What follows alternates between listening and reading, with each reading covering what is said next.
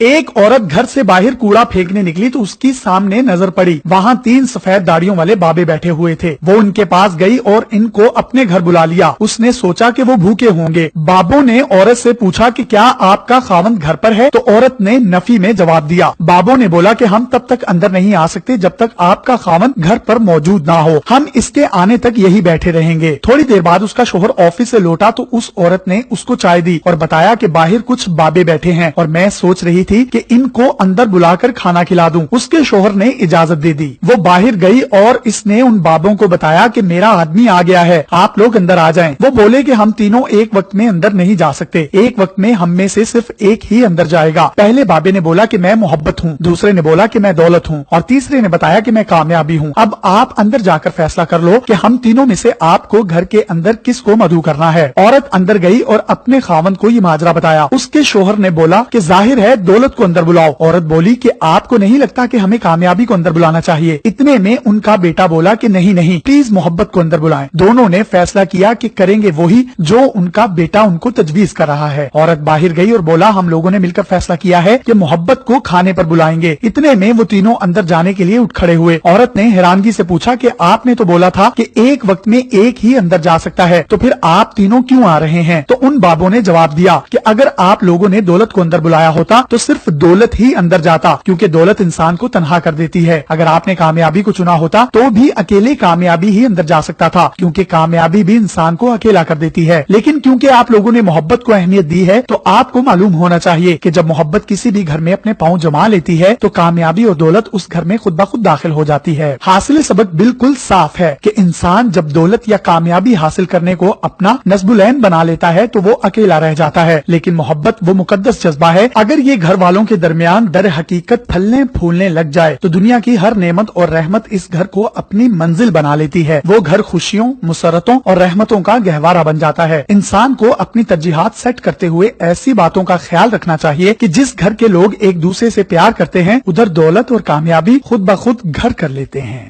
مزید اس طرح کی ویڈیوز حاصل کرنے کے لیے آپ ہمارا پیج ڈیلی پاکستان بھی لائک کیجیے۔ اپنے میزبان یاسر شامی کو اجازت دیجیے۔ اللہ حافظ۔